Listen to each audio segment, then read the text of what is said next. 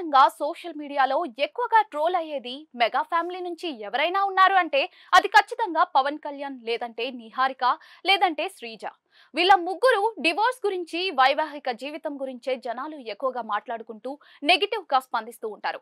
అయితే for the first time social మీడియాలో mega family నుంచి ఒక లేడీ ట్రోలింగ్ కి గురవుతోంది. అది కూడా మెగా ఫ్యామిలీకి పెద్ద దిక్కుగా ఉండే లేడీ. దీంతో సోషల్ మీడియాలో ఇప్పుడు ఈ న్యూస్ బాగా ట్రెండ్ అవుతోంది. మనకు తెలిసిందే, చిరంజీవి భార్య సురేఖ చాలా చాలా మంచి వ్యక్తి, కల్మషం లేని వ్యక్తి, ఉన్నది ఉన్నట్లుగా మాట్లాడుతుంది. ఎవరైనా సరే ఇంటికి వస్తే కడుపు నిండా అన్నం పెట్టి పంపిస్తుంది.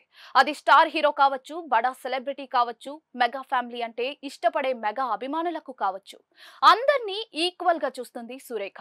ఈ విషయం చాలా మంది హీరోయిన్ స్టార్స్ బయట పెట్టారు కూడా. అయితే అటువంటి సురేఖని సోషల్ మీడియాలో దారుణంగా ట్రోల్ చేశారు కొందరు ఆకతాయిలు.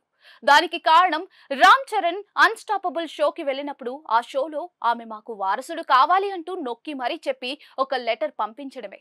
ఇది షోలో కాన్సెప్ట్ నా లేకపోతే నిజంగానే సురేఖ కావాలని అడిగిందో తెలియదు కానీ సురేఖ వాళ్ళ అత్తగారు అంజనమ్మ ఇద్దరు వీడియోలో కనిపించి మాకు ఈ సంవత్సరం వారసుడు కావాలి, ఒక బాబు కావాలి అంటూ రామ్ చరణ్ ని అడగడం అప్పట్లో బాగా ట్రెండ్ అయింది.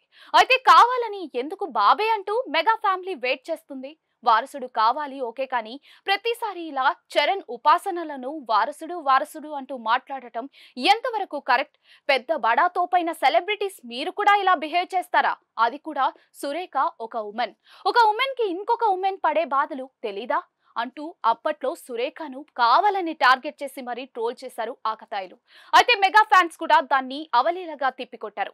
ఇప్పుడిప్పుడే రామ్ చరణ్ మళ్ళీ గేమ్ చేంజర్ ఫ్లాప్ నుంచి బయటపడుతూ పెద్ద సినిమాతో హిట్ కొట్టడానికి ట్రై చేస్తున్న మూమెంట్ లో సురేఖ అన్స్టాపబుల్ షోలో వారసుడు కావాలి అని చేసిన కమెంట్స్ ను ట్రోల్ చేస్తున్నారు. దీంతో సోషల్ మీడియాలో సురేఖ పేరు దారుణాతి దారుణంగా కమెంట్స్ దక్కించుకుంటుంది.